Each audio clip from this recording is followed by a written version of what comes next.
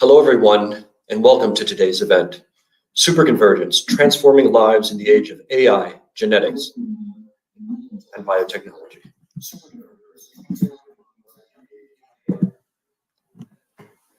My name is Michael Kulma, and I'm the Head of Programs and Communications at International House at the University of Chicago and the Executive Director of One Shared World.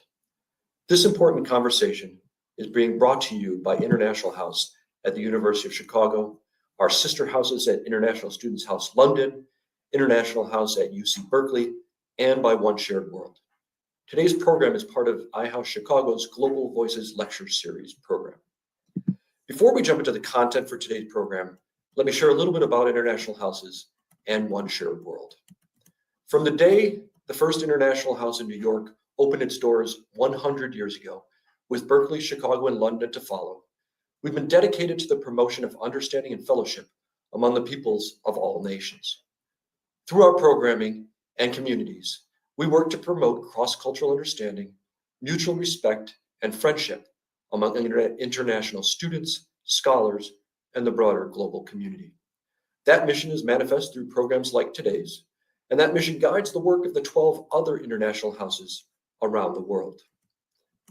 While One Shared World is 96 years younger than the oldest of the international houses, its mission is in fundamental alignment with iHouse. One Shared World was founded in the early days of the COVID-19 pandemic as a community of thousands of people from around the world coming together to address the mismatch between global challenges we face and the predominantly national way we are organized to address them. These challenges are broader than deadly pathogens. They include climate change, ecosystem destruction, weapons of mass destruction, and global underdevelopment. The virus made it clear that we are interdependent. Each person's security and well-being resides in every other person and in our common ecosystem, and we must work together and help each other. That help is not charity. It's one of the best investments we can make in helping ourselves.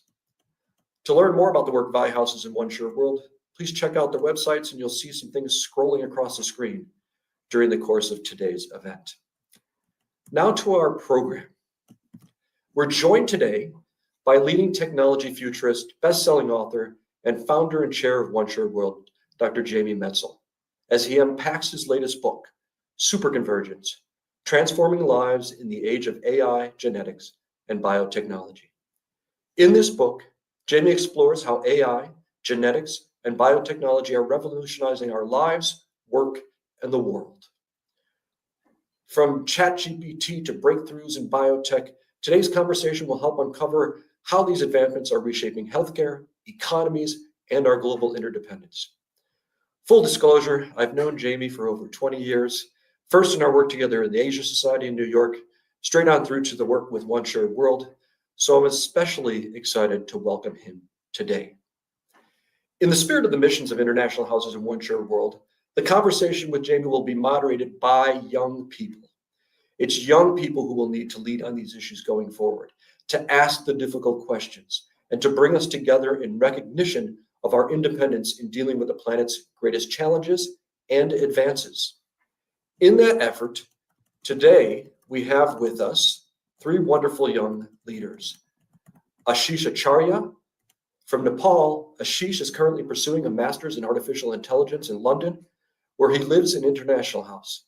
He is passionate about exploring AI-driven solutions for real-world challenges. We have Alberto Saldarriaga from Peru. Alberto is a second-year Master of Public Policy student at the University of Chicago. His interests lie at the intersection of international development, education policy, and data analysis. Alberto is an International House Graduate Fellow for the 2024-2025 academic year. And last but not least, we have Divyansha Segal. She is a second-year Master of Public Policy student at the University of Chicago. She's a senior editor of the Chicago Policy Review, and she's a program manager for the Data, Ethics, and Policy HSO. Prior to being at Harris, she worked as a writer and researcher, primarily studying technology platforms and their politics. Following the conversation, the moderators will ask Jamie questions from the audience, so please feel free to drop your questions into the chat throughout the program. With that said, now Over to Alberto to get the conversation started. Thank you very much.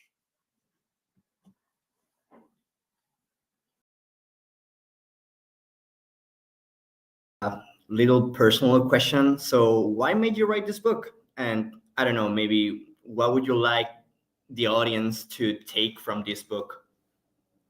Great. Well, first, let me say, Alberto, Divyansha, Ashish, thank you so much for joining us.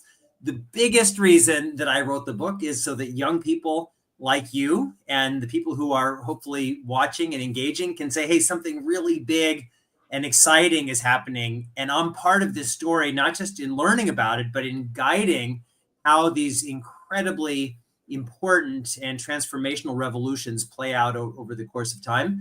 I also need to say I'm thrilled to be here with International Houses and One Shared World. Mike and I have collaborated on many, many things. And behind the scenes, pulling all of these pieces together is the brilliant, incredible Shagun Sethi. And Shagun has been part of One Shared World from the very, very beginning. And from the title of One Shared World and of International House, it's clear the main message of everything, which is that we're all in this together. That's why we founded One Shared World. That's why we're here today. And all you have to do is just look at any news site, look out the window, experience anything to get the sense something really big and important is changing. For me personally, this journey has been now for at least 3 decades. And I was served in the Clinton administration on the National Security Council. And my then boss, Richard Clark, was the person who had in many ways predicted 9/11, but was powerless to try to stop it. And Dick always used to say that the key to efficacy in life is to try to solve problems that other people can't see, or at least solve problems, address problems in the early stages. And so for me, almost 30 years ago, I was thinking a lot about the intersection of our increasing tools in computer science, machine learning, what now we call AI, and our ability to manipulate and engineer biology. And I had a very strong sense that those stories were going to come together.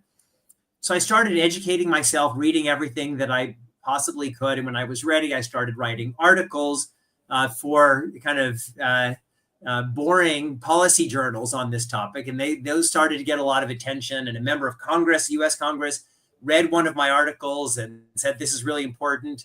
I want to organize a hearing based on this. Will you help me organize and be the lead witness? And so I did that. And I was talking to a lot of people saying, hey, this is really big. It's coming. It may not seem like a big deal now, but it's coming. And I felt like I wasn't really getting traction. And at that point, I'd already written 2 books, A History of the Cambodian Genocide and a novel exploring the same kinds of issues. What does it mean on a human level to go through something as transformative as that? And so then I decided, well, I'm going to write novels telling the story of the genetics and biotech and AI machine learning revolutions as stories, because we're humans. That's how we have traditionally learned. So I wrote my 2 genetics, biotech, sci-fi novels, Genesis Code and Eternal Sonata.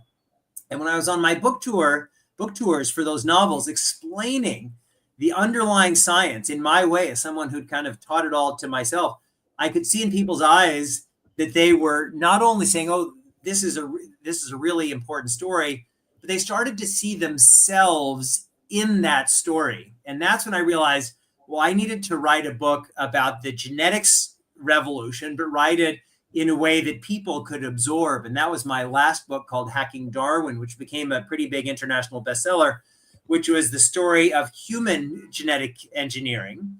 And 2 things happened after that.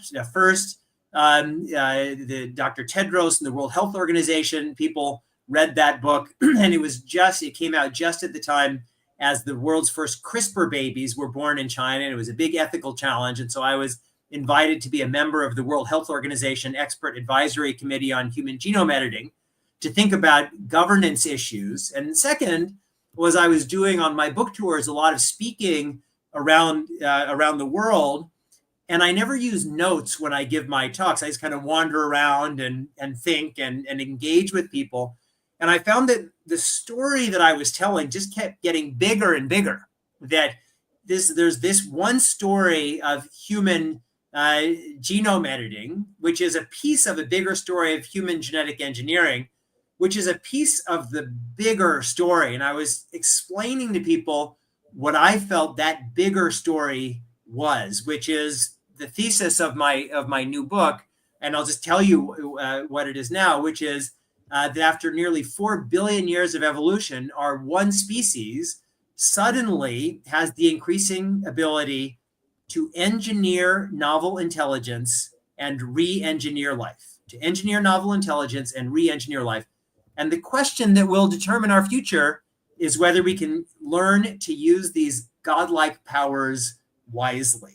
And that is, it's not just about what our governments do. It's not about what the UN does. It's about what we all do. And one of the reasons why it's so important for me to speak with, listen to, and engage with students like you, like the other people are listening, is that you guys are going to have to be, you're not bystanders in this story.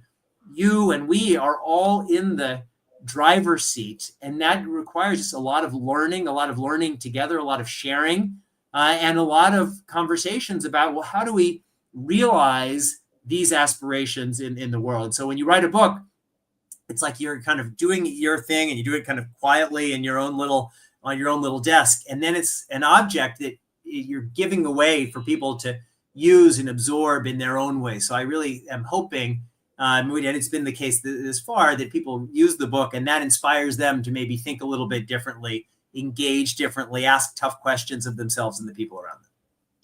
100%. Actually, coming from a background, I used to work for the Peruvian government 2 years ago before I came here to Chicago. And honestly, the book was amazing in the sense of like, it made me think outside the box a lot. And now me as a future public policy leader is like, okay, how can I translate these big ideas in actually concrete steps to actually improve everyone's lives? And actually, I think that one of the different questions that we have for this panel basically try to focus on the implementation part, on the barriers that we need to overcome. Yeah. But yeah, it's actually like an amazing journey. And I don't know, Divi or Ashish, like what were like your main impressions or first impressions on this topic about the book itself? Yeah, I would like to add, like, as I was reading the book, coming from an AI background, I didn't really think how important and how advanced we were being, and talking about all this gene editing and how AI will help in the healthcare or socioeconomic and everything together. I found it really fascinating, but what really grabbed me and made me think was the ethical dilemma that you were talking about in your book.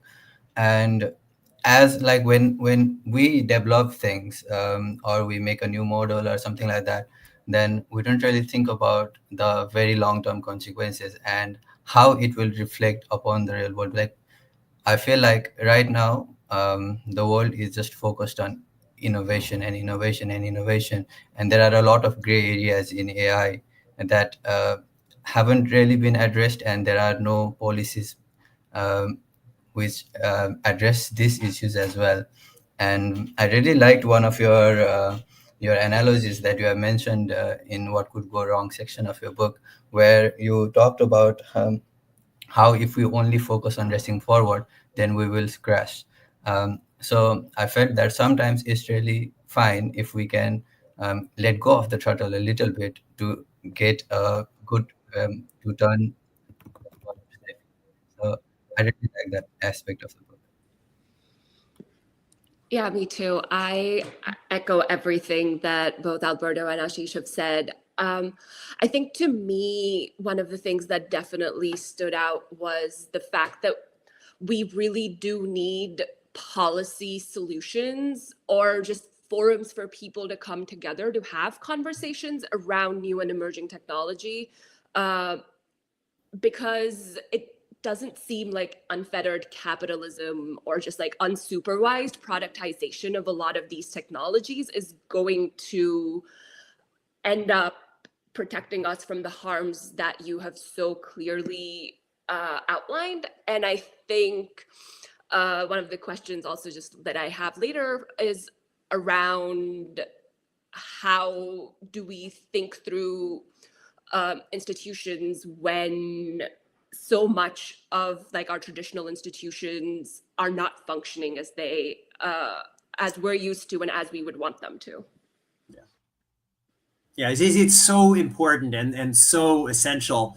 And I just think that part of the process is we just have to look and understand. And then as young people and as idealists of all ages, is we have to say, where do we want things to be? And that's our goal. And definitely, certainly for me personally in the United States, you can just look for me. I look at what's happening in the United States and the reverberation around the world. And frankly, I find it extremely depressing. But also as people looking back at our history, all of our history, there have been ups and downs and twists and turns. And that doesn't mean that things getting better is inevitable by any means. But it certainly means that when those of us feel like things are moving in the wrong direction, we need to say, what little bit can I do to push things in a more positive direction? And if every single person just sees themselves as the entirety of the response, well, everything will seem insignificant. But coming together and say, well, what can we do? And it may take a month, a year, 10 years, a century. We just don't know. But humanity's going to go on, and we've got to just continually work towards achieving the best outcomes that we can imagine. Maybe shifting a little bit of the conversation, and you're actually explaining this a lot, Jamie, at the beginning of the conversation. You mentioned that there's like a lot of conversation going on, that it's been going on for I don't know how many years in the past. And if we just focus, for example, in the healthcare system right now, the book tries to tackle a lot of different aspects, from, trying to move from a reactive to a more predictive and preventive type of healthcare system. And this is, again, a conversation that it's been ongoing for years, and still we have like the health systems that we have so far.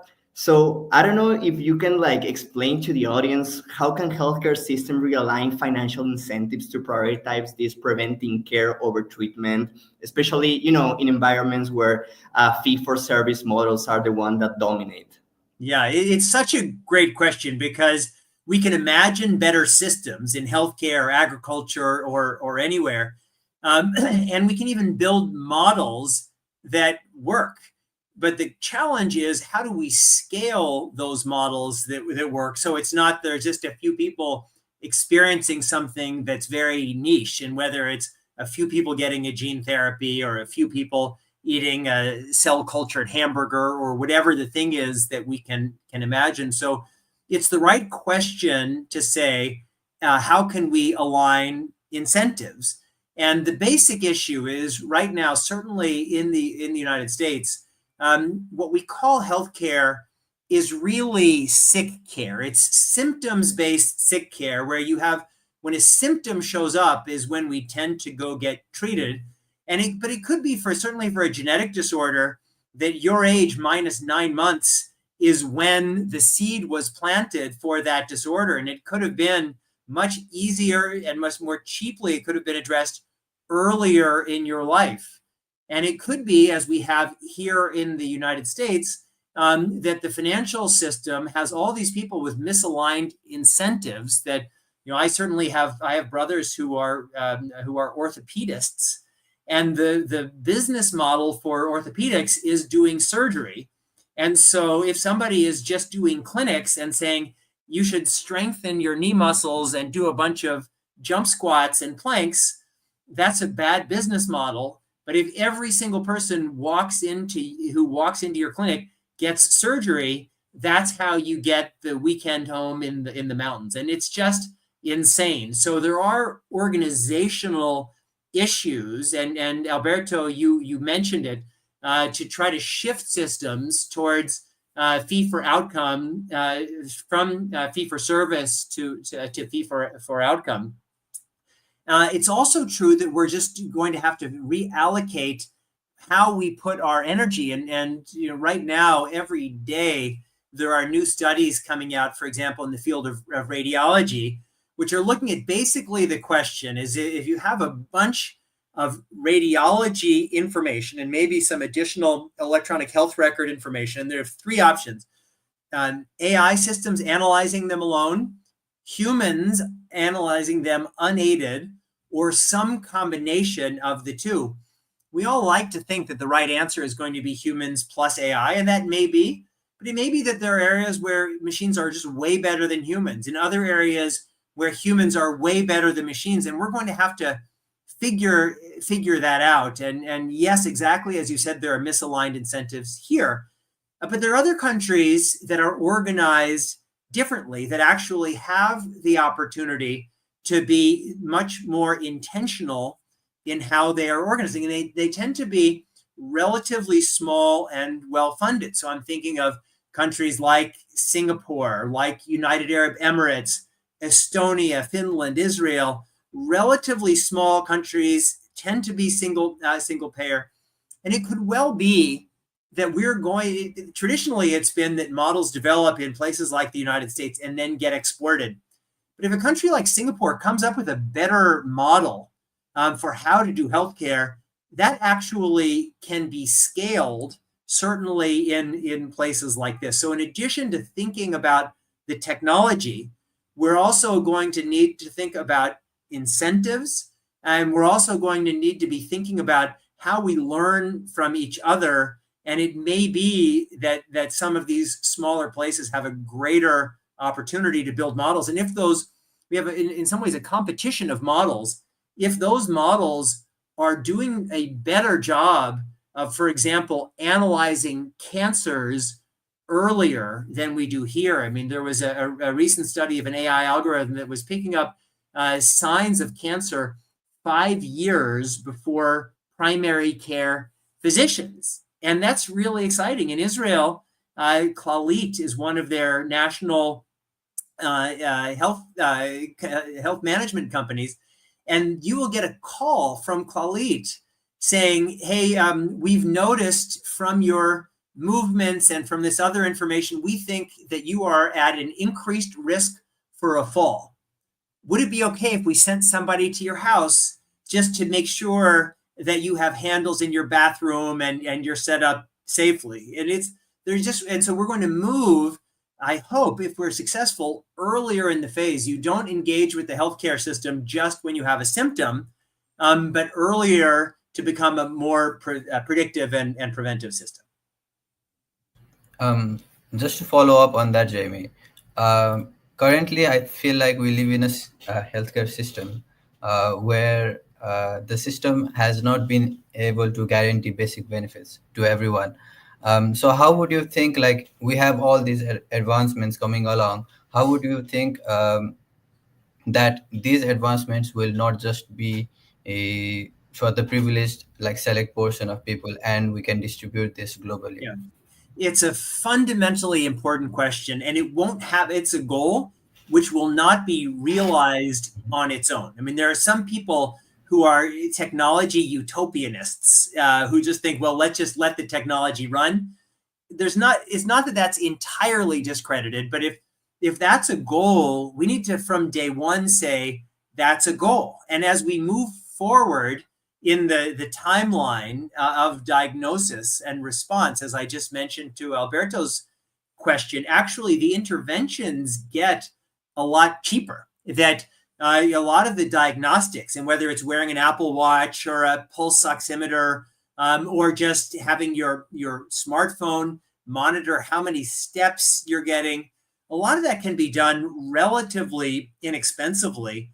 And a lot of the response, the earlier you go if you're late in the game, maybe surgery is the only option.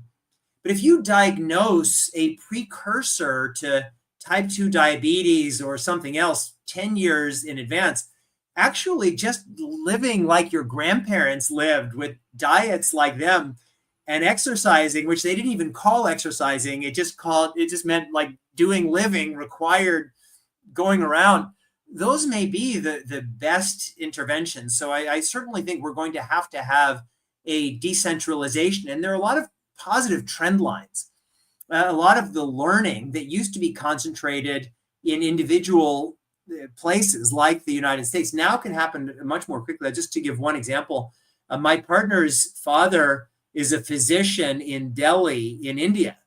And he says that 20 years ago, when they had complicated cases, they had to refer them to the United States or Europe because certainly for oncology and other areas that there was such a big gap. But now the speed of knowledge transfer is so fast, they can actually treat a lot of those cases in India in a way that 20 years ago wouldn't have been possible. So we're seeing diffusion and distribution really at all levels. But like I said, it won't happen on its own. And if this is a goal, we need to push this goal.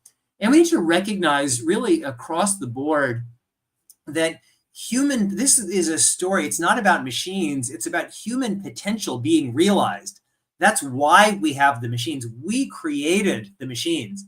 And so the more people we have who are healthy and well-educated and connected to global networks, it's not just that we're doing them a favor. It's what Mike said in his introduction, referencing One Shared World. It's the most selfish thing that we could possibly do is unlock the minds of brilliant people all around the world, wherever they are, and so that they can fully contribute to the world of innovation and progress. And it's not the case that all of the innovations happen at the highest tech level. I mean, there's so many great examples, but ultrasound in India is a good one. In India, they had all these clinics and it was really hard to get the huge ultrasound machines. So Indian engineers came up with these mini ultrasounds, and that was an innovation that came. It was like the United States and Europe. It went to India, and then it was recast and came here. We're seeing that now, regardless of what the actual facts are with DeepSeek, there are innovations happening everywhere. And ultimately, if we don't totally screw it up, we'll all be beneficiaries of those innovations. I want to both follow up and shift gears at the same time. If we move a little bit away from healthcare, but still focus on the points around decentralization and just like things becoming cheaper and more people having access to a more cutting edge biotechnology and work, I'm kind of thinking like, given the pace of development and how a lot of these technologies come to market, we've seen a lot of different technology find their way to consumers. Like there are ways to create pharmaceutical drugs based off of like chemicals you can find, chemical makeups you can find online, 3D print your own like kitchen labs and centrifuges. And I kind of see that also expanding out in the future. So some of the risks of decentralization also become more prominent in such a case, because we're no longer looking at like accidents from pathogens accidentally leaking from labs. We're also looking at it from people just sort of hacking something together.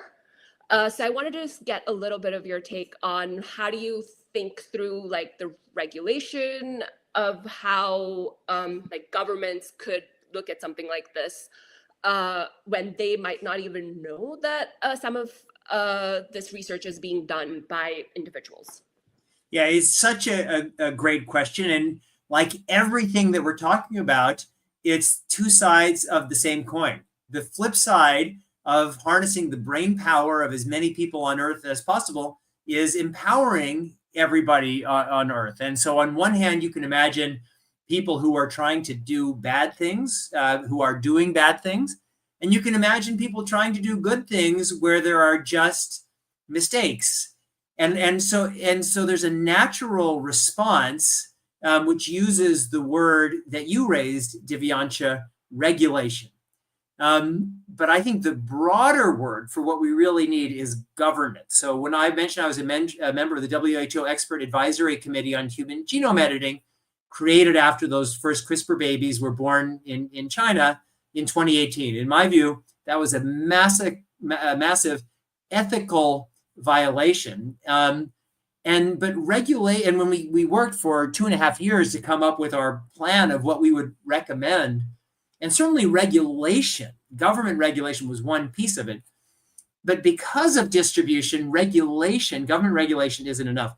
The broader term is governance, and governance means what everybody does at every level. In my new book, Superconvergence, in the last chapter, I have a pyramid that outlines what I mean by governance. And at the bottom of the pyramid is individual education, engagement, and empowerment. It has to start with individuals.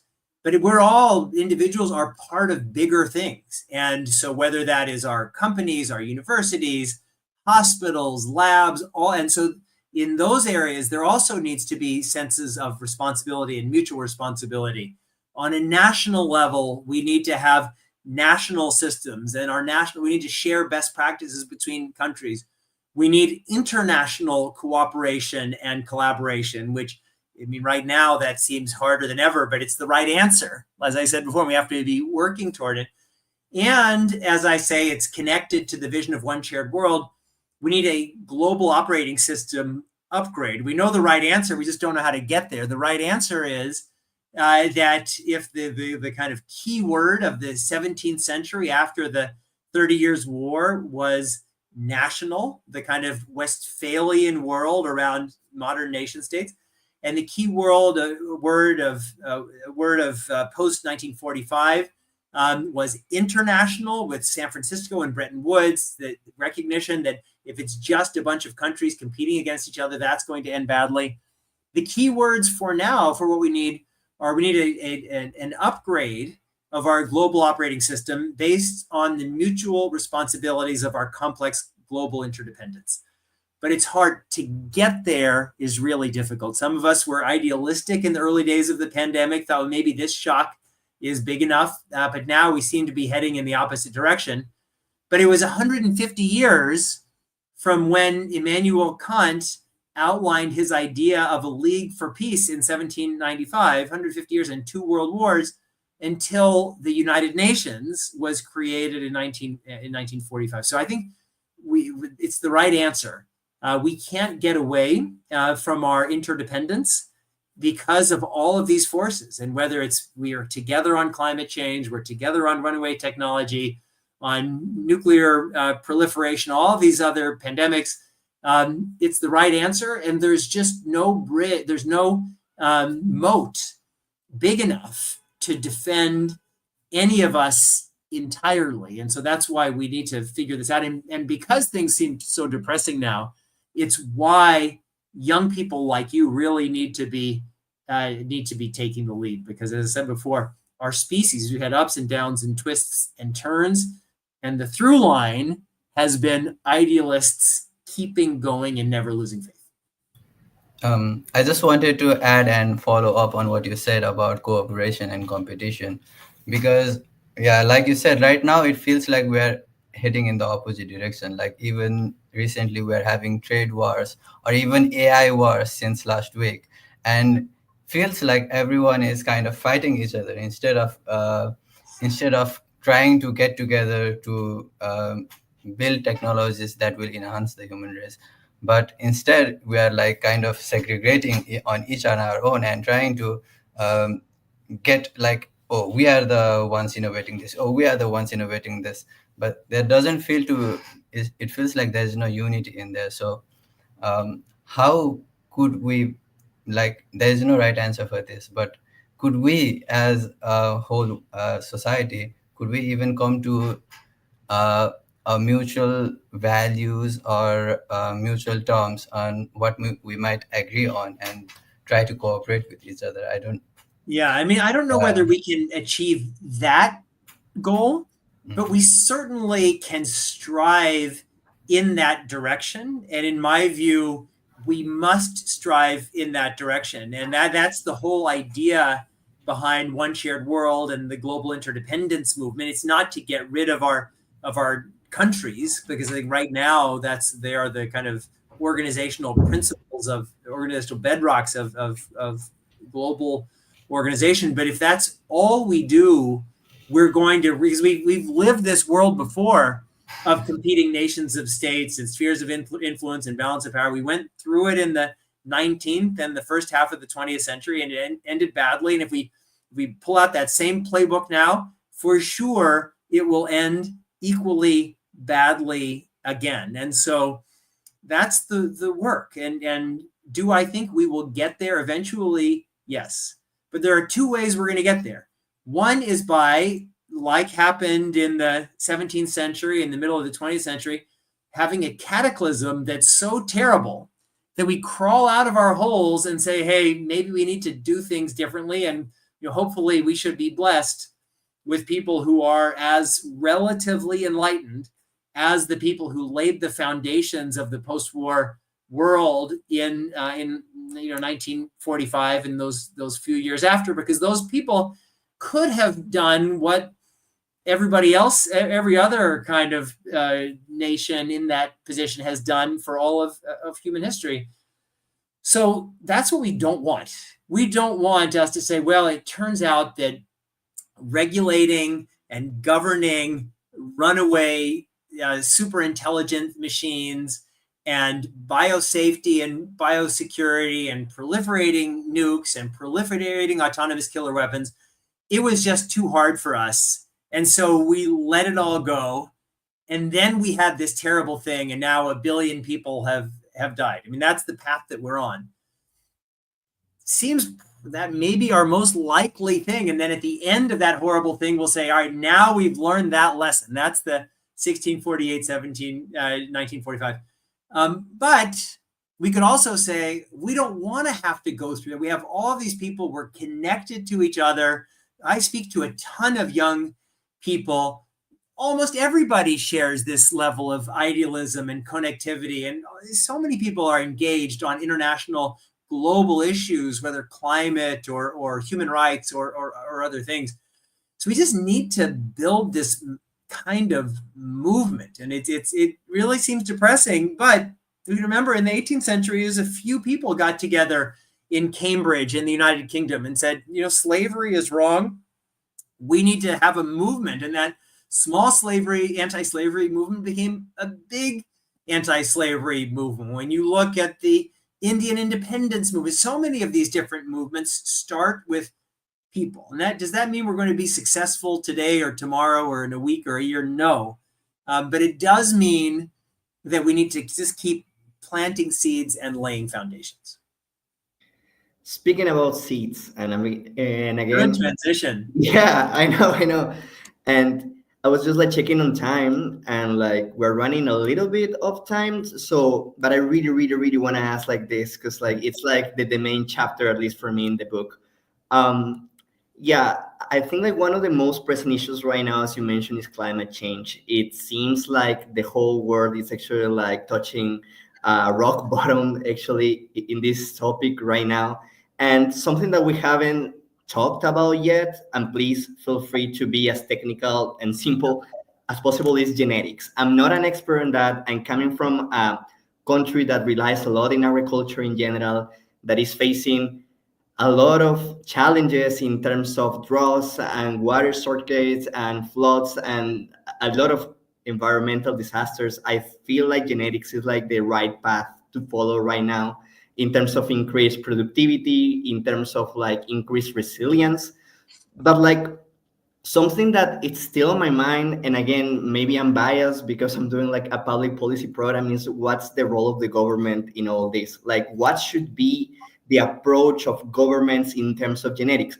If you ask right now a government official from Peru, probably the answer is no, I'm just gonna let the pharmaceutical company or the lab companies just to take charge in this. So basically they don't really want anything to do in all this. So I don't know what's your perspective about in terms of agriculture in general, food security. What should be the role of government in all this issue, and how can we find a strong partnership with the private sector? Yeah, it's a great question, Alberto. For sure, we should be concerned about human pressured climate change and global warming, and we need to look across the board at what are creating the emissions and how do we respond.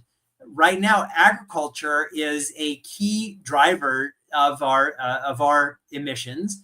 And right now, half of all arable land on Earth is allocated toward agriculture. We have about 8 billion humans. We're going up towards 10 billion. And those 10 billion percentage-wise will be more wealthier people who are going to want to live diets, have diets like ours. And that's going to put enormous strain on our agricultural systems and on climate. So the question for us is, how do we increase agricultural productivity, which we need to feed everybody, and do it with fewer inputs of land, water, energy, and fertilizer?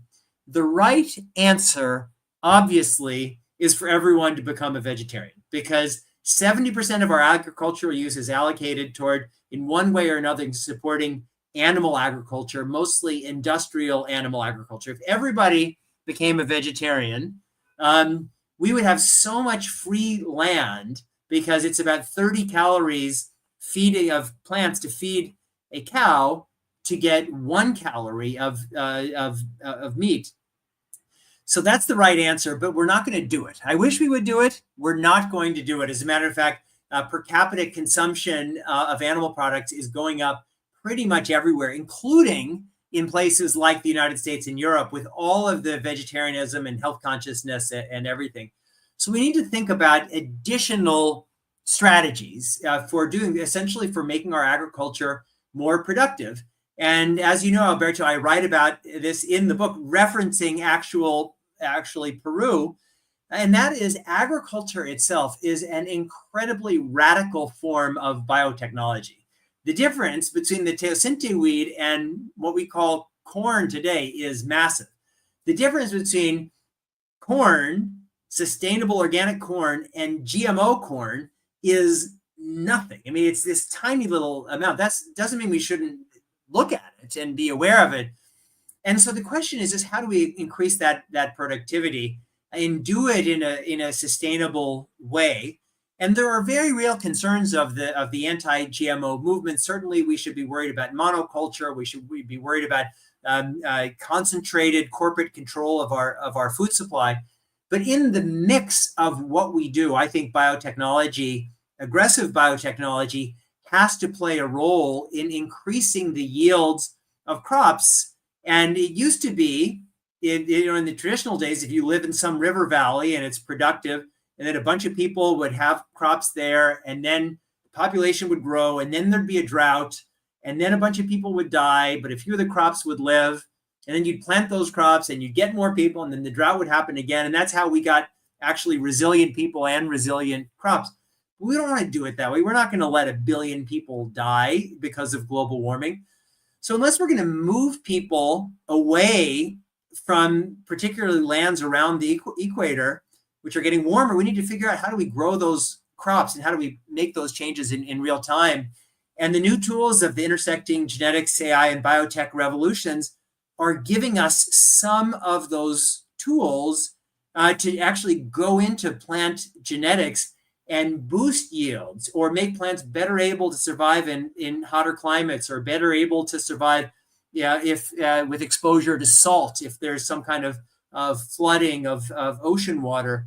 And so I just think that we have to do, it's not the sole answer. We also need to think about how do we promote the so-called orphan crops, like places in Africa where they have a tremendous diversity of kinds of crops. The answer should not be what it was in the 50s, that everybody needs to grow wheat, corn, and rice, and they need to do it in a certain way. If you are growing wheat, corn, and rice, we need to help you do that far more productively. And there are massive productivity disparities between places like the United States and most of Africa. But also we need to say that that's not the only strategy. We need to really think about diversity across the board, and diversity in agriculture, diversity in how we think about healthcare, how we think about assisted reproduction. And that's why in the book I talk about these principles. It's the superconvergence of technology.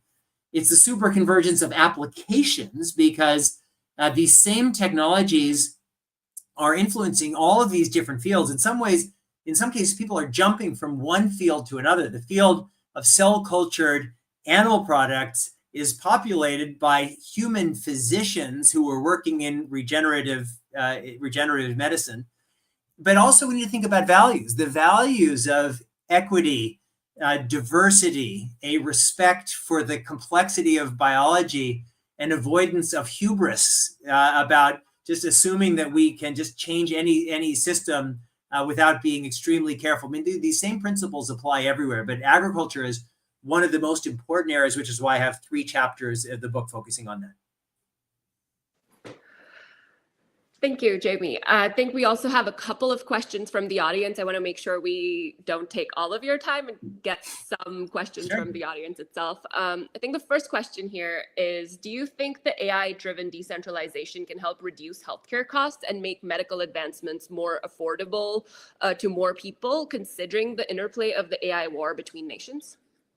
I think it can. I mean, underlining the word can, it can, but it can also lead to other kinds of outcomes, so that none of these, like I said before, none of these imagined outcomes are inevitable. But certainly we are seeing a decentralization of AI models. So now everybody in the world, if you didn't have access, I mean, to the OpenAI ChatGPT, you got it through Meta's Llama open source model, and now you have it even more through DeepSeek, and we're going to see a proliferation of these AI models. We're going to see, and will increasingly see, a proliferation of different applications. But the key thing is developing systems that actually work. And so that the model, the formula that really exists across all of these fields is the better and higher quality data you have, the more computing power you have, and the stronger your algorithms, the more you and we are going to be able to decipher patterns from massive data sets, which will then give us opportunities to do things differently. And so it's very exciting as that gets decentralized. But again, none of this will happen on its own. So we really need to have a systems thinking, like for healthcare. How do we build responsible systems? Because right now we have a lot of safeguards. If you go into any quality hospital and you get a scan, and your scan and your radiology report comes back that, oh, you have cancer, you know that a lot has happened so that you can have a decent level of faith that that diagnosis is correct.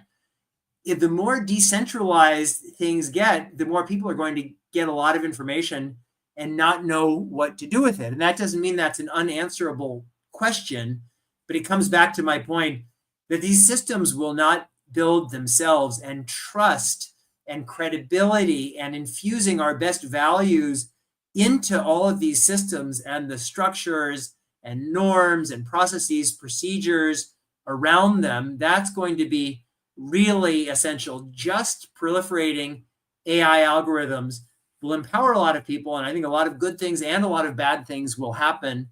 But over time, we're going to have to systematize how we use these superpowers, which is, it's more and more complicated because it involves more and more people, and that is what brings me back to my earlier point about governance. So I think the chat is also picking up on the systems question. So there's one more there on the basis of that. So genetic enhancements could create an arms race between nations as countries push to create superior citizens. What global governance structures do you think we need to prevent a geopolitical crisis? Yeah, so I hope the person who asked that question will read my last book, Hacking Darwin, because that is exactly what the whole book is about. And it really could. I mean, we could have a genetic arms race. Right now, we don't know enough about complex human genetics, and our mechanisms for editing the genomes and maybe eventually systems biology of pre-implanted human embryos is not sophisticated enough to make big changes. But you could imagine that changing a lot. As I write about in Hacking Darwin, one of the ways is by genome editing pre-implanted embryos, and as far as we know, there's 3 humans alive now who are the result of that. But another way, I mean, our ancestors took wild chickens laying one egg a month and turned them into domesticated chickens laying one egg a day, knowing nothing about genetics. So just sorting sperm, sorting eggs, using induced stem cells to increase the female egg production, automating the technologies of human assisted reproduction. You could imagine not even having to edit any genomes, but just right now, if you're going through IVF and you're doing embryo screening using pre-implantation genetic testing, maybe you can test 10 embryos. But if we use stem cells, and let's say you had 10,000 eggs that were fertilized, which is easily done by that equivalent number of sperm cells, and you had an automated system, and you said, I have 10,000 of my natural, unadulterated children. They're all in a lab, and I'm going to pick one to implant in the mother. You could actually push human evolution relatively quickly. These are the early days for that. But as I write about in Hacking Darwin, you can see that future from here. And that's why everything comes back to values, norms, structures. We have to lay the foundation for that future now, because people say, well, what about future inequality? And I say, there's a real danger of future inequality. But if you're worried about future inequality, the starting place for responding to future inequality is responding to inequality now. Because I live in New York City. It's literally a 10-minute subway ride from where I live to a part of town where people have an average life expectancy about 15 years less than where I am. It's a short flight to a place like the Central African Republic, where lots of kids are born with brains that don't function optimally because of maternal malnutrition in the context of an ongoing civil war. If we're okay with that now, why would we possibly think we wouldn't be okay with every form of inequality in the future? So we need to think about that. We need to be having these conversations. But the most urgent action is, what are we doing now so we can tell us, here's who we are now. And in every decision that we make going forward, we're going to say, all right, here is the choice, and here are our values, and here are how our values guide this specific choice. If all we do is say we're putting our pedal to the gas, our foot to the gas pedal, and we just want to have quote unquote progress at any price, and we're not integrating values everywhere, we're going to crash this car or wind up in a very unfamiliar place. One additional question, Jamie. So how do you envision international cooperation and around issues like gene editing, AI, and genome sequencing, especially considering the political tensions between nations that are happening right now? Yes, yeah. So I write about that in the book, and it's easy to get depressed about the world as it is today. As a matter of fact, it's a very logical response to what we're seeing in the world today. But we just need to keep pushing. I talked about the League of Peace and 150 years until the United Nations. So we can imagine it. If the founders of the United Nations had a time machine and they showed up now, they would all burst into tears. They would say, this is not what we had imagined. We had imagined so much more. So we just need to keep at it. We need to be doing events like this. We need to be engaging people, bringing people into the conversation. Consciousness, I say this all the time, consciousness raising is not enough. The whole climate change movement seemed to be in many ways about consciousness raising. And that was why I never thought not going to school on Friday helped anything. That it's not just about consciousness raising. Young people have never been more educated, engaged, or empowered as they are right now. So we need to really think about how do we build movements of influence in whatever way, and whether it's in whatever communities that we're in on a national level. We need to certainly talk about governance at every level, including government regulations. So the United States, under the Biden administration, we actually had some pretty decent executive orders on the governance of runaway AI.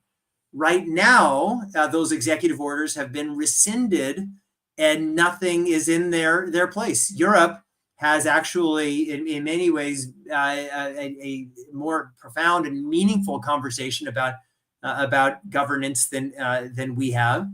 China has probably a less informed one, but this is not something that's going to be answered overnight. We need to just keep working at it. But certainly on a national level, we need to be articulating. I'm having conversations with people, but it's very, very hard because there are these headwinds. But these headwinds will not last forever. In every country where any of us come from, there have been revolutions, counter-revolutions, collapses, rebirths, and we just have to keep building. But the right answer, for what it's worth, is what I outlined in that pyramid, is that every level, and many of us operate on multiple levels, we need to be saying, what do I need to learn? What are the issues?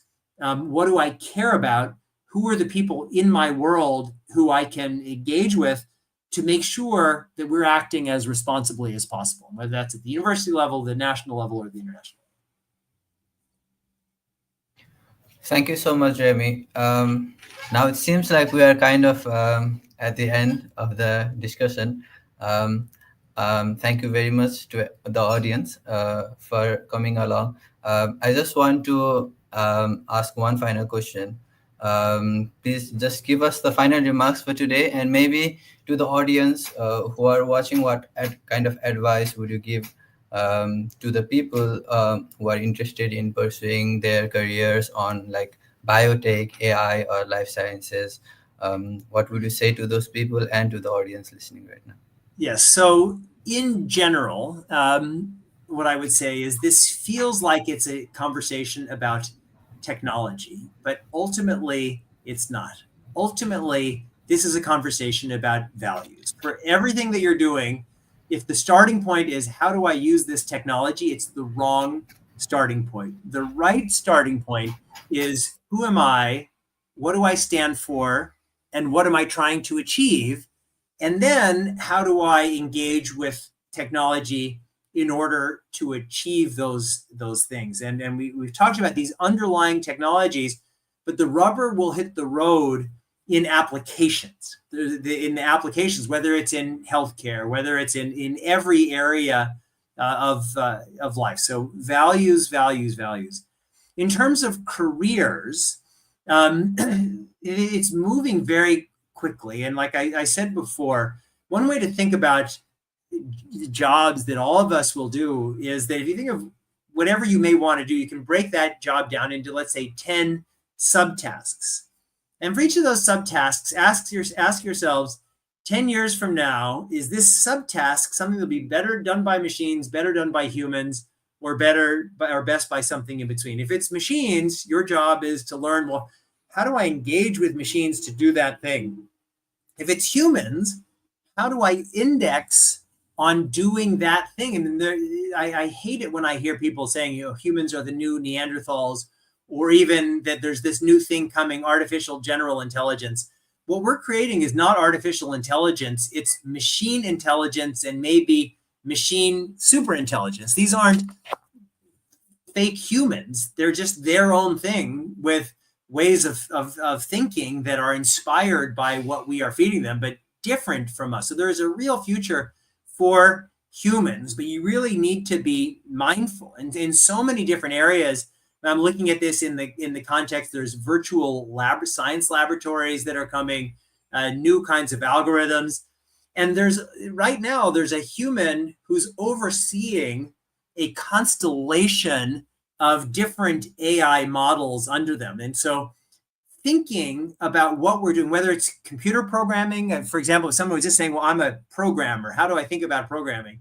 Well, there are going to be three kinds of programmers. There are going to be AI systems doing programming. And right now, Google, Sundar Pichai has said that a quarter of all of the code for all Google products, the first draft is developed by AI systems. There are going to be low-level coders who are doing stuff that those machines, for whatever mix of reason, can't do.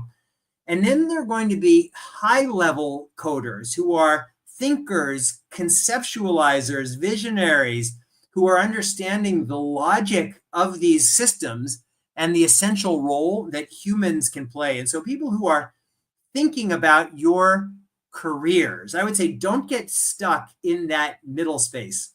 Don't be competing against a machine doing a thing that machines can do better than humans. Really think about, what does it mean to be a great human in an age of revolutionary technologies? And there is so much. I mean, it just, like I said, it just drives me crazy when I hear people undervaluing what it means to be a human. Humans, we have so many tricks up our sleeves. We are not just narrow intelligence walking around on stilts. We are an embodied, evolved, creative intelligence and connecting with each other in so many ways. So trust in your humanity. Learn. If you're on this podcast or this conversation, you've been here for an hour, you are a learner. Follow your curiosity, your passion.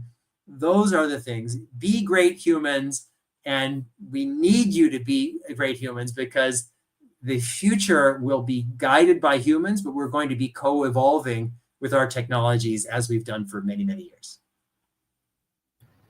Thank you so much, Jamie. And thank you to everyone for coming to the discussion session today. Thank you. Thanks, everybody.